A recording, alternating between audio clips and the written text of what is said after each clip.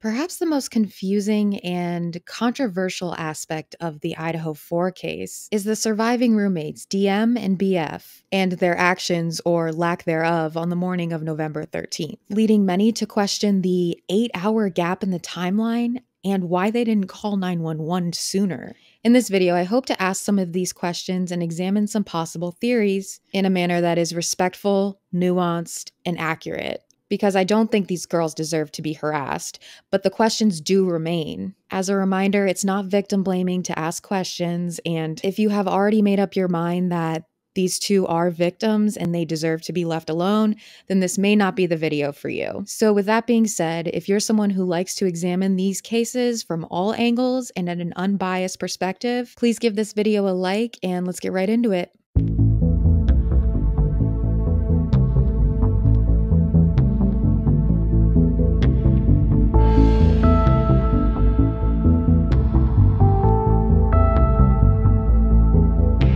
Question many of our viewers have asked. What's the story with the other two roommates who were home early Sunday morning? Brad, what do you make of this revelation that about the two other roommates? I think it's interesting and it's also odd. I mean, if this murder occurred at 4 in the morning, they don't report it or someone doesn't report it till noon. What's that all about? They are the key, George, to this case. They were in the house. This type of killing, it's going to be loud, both by the suspect and the victims. It's going to take a period of time. It's obviously going to be very bloody. And I just don't really understand that, but they are really the key. Are they suspects? Well, I don't think so. I mean, they're not talking about them being suspects at all. All I'm suggesting, it is an odd thing, right? If you're in a house, 4 people are brutally killed, and nobody contacts the police for another 8 hours, there's a big issue with that. Not ruled out the 2 surviving female roommates. Correct. You have not ruled them out as suspects? Correct. So let me clarify that. No one has been ruled included or excluded as a person of interest and or a suspect. Everyone is still being investigated. Are they witnesses? They are working and talking with detectives, and they have been cooperative, very cooperative with detectives. ISP won't say who called 911 and would not confirm who found the bodies. ISP says protecting what the young women are telling police could be the key to the entire investigation, and they're hoping the roommates can fill in the timeline between when the murders happened and when someone called 911. What do you think happened here when that roommate came out and she said she saw him, she locked herself in the bedroom after that, but she didn't call police? You know, it's difficult for me to process that, and I think it's difficult for a lot of people to process that, hearing that information. We don't know what kind of state of mind she was in, and as you mentioned, she's living in this house. It's as quoted, a party house. You know, a lot of things going on late at night in that house. Did she think this was a prank? Did she think this was just somebody who was unruly and getting kicked out of the house? Was this a fight between friends? Who knows what she thought in that moment? I can only imagine how terrified she might have been. It's unfortunate she didn't call until noon the next day, but we'll learn more. Let's start with the basics. Why would the murderer spare the lives of 2 roommates in the off-campus home?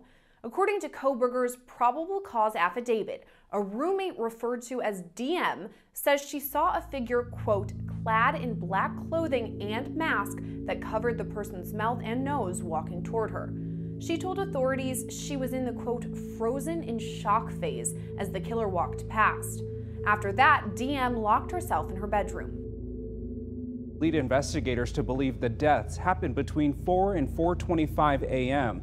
Here's what happened starting at 4 a.m. according to the affidavit. Police say Zanika Nodal received a DoorDash order at the house at about 4 a.m. Cell phone data also shows that she was likely awake and using the TikTok app at 4:12 a.m.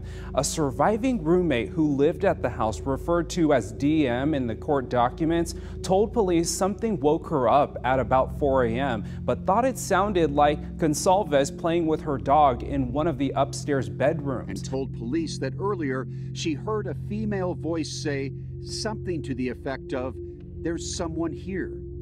And later, a male voice saying something to the effect of, "It's okay, I'm going to help you."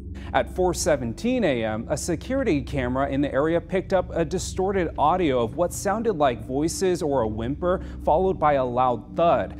At 4:20 a.m., a vehicle matching the description of the white Hyundai Elantra was spotted speeding away. It was later in the morning when that call was made to 911 from one of the surviving roommates' phones to report an unconscious person. It is unclear what occurred in the hours before police were called.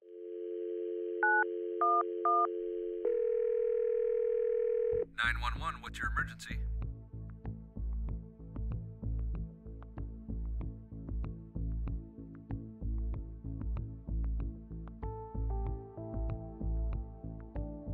Detectives believe that on November 12th, the two surviving roommates had also been out in the Moscow community separately, but returned home by 1 a.m. on November 13th. The two did not wake up until later that morning.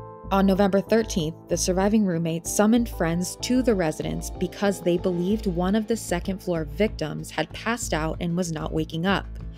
At 11:58 a.m., a 911 call requested aid for an unconscious person. The call was made from one of the surviving roommates' cell phones inside the residence.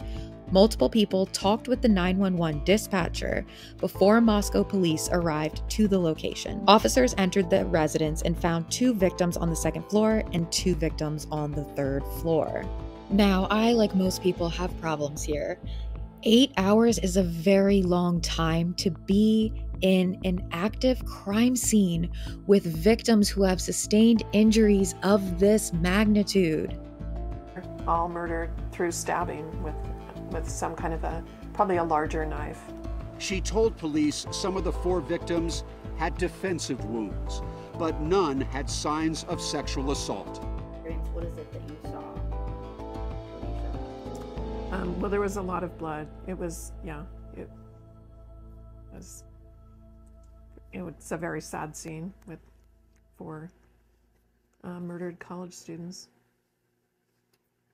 One of the responding officers described the overwhelming smell of blood upon entering the residence, and I just can't understand how it wasn't obvious that carnage happened in that house the night before. I just cannot get past the smell, the blood, the quietness, you're in a house with 4 corpses that are entering the initial stages of decomposition. I just cannot get past that. And then that leads me to ask the question whether the doors were closed and how far into the crime scene they actually entered to make the determination that someone was unconscious, let alone deceased with stab wounds for 8 hours. I understand trauma and panic and all of that, but I really would like to understand better what time these girls woke up, and secondly, who and how many people were summoned to the crime scene before police? Because this behavior to me comes off like they're trying to hide something. And look, I was in college once. I lived in a house with 5 other girls, and we liked to party. There's nothing wrong with that. But I have to wonder if there's something more sinister here. Not necessarily murder. I'm not inculpating these 2 in terms of their involvement with what happened on November 13th, but it's possible that there were goings-ons in that house that perhaps needed to be taken care of before a swarm of police officers come. But that being said, it's just not that serious. Listen, if you're ever in a scenario where you're doing something, maybe you got some drugs on you or something, and somebody's life is in danger, or it's up to you to report a death, police don't care if you've got a blunt on you. If you're honest and straight up, you're not going to get in trouble. And I just cannot help but feel this sense of self-preservation before everything else here. And that's where my empathy ends. I'm sorry. I understand trauma.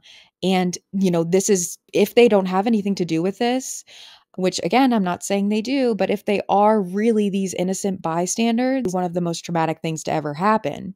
But if we're going to play that trauma defense, then we can't play some of these other defenses, such as Well, maybe she thought it was just some random person there to party and, just some normal occurrence. You can't claim both of those to run defense for these guys.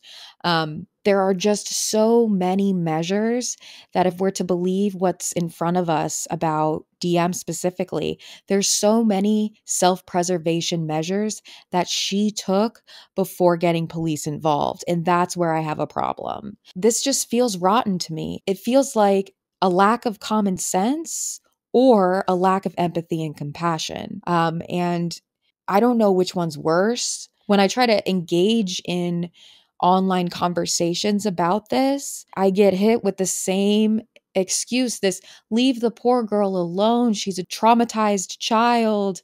You have no idea how you would act in that scenario. I do know how I'd act in that scenario. My ass would call 911. And to say that I don't know what I would do is questioning my intelligence and the intelligence of women in general, frankly. If this was a house full of young men and two survived, and one described a masked intruder and they didn't call 911 until 8 hours later. The I fell asleep, but I was also traumatized. I slept in too late, but I also called some friends over to help me make that 911 call. The public would be after them, and there would be no generous benefit of the doubt given like it is in this scenario. So yeah, it's an insult to women in general. These are adults. If you're going to act like an adult, I'm sorry, there are adult responsibilities that you need to take, but you have a duty to care, maybe not legally, but ethically and morally as a friend. And maybe there's something that we don't know that fills in the gaps here, but I have a feeling it's not going to be a favorable fact for the witness. I think it's going to be something that paints them out to be not the greatest person, whether that is just additional self-preservation steps that may have been taken, or perhaps more sinister. I don't know. A general rule I like to live by is if it walks like a duck, talks like a duck, it's probably a duck. And if you think this is harsh, these are questions that are going to be asked very aggressively by a defense attorney. So they need to be asked. And to make excuses for somebody's behavior that you don't know is weird, okay? It's weird to take up defense for somebody and just assume that this is a trauma response when even police have said that they're still trying to figure out why this odd gap in the timeline. They've conceded that it's odd. And I think that's because we don't have the information we need to fill that gap in. And again, I have a feeling it's not going to make these witnesses look good.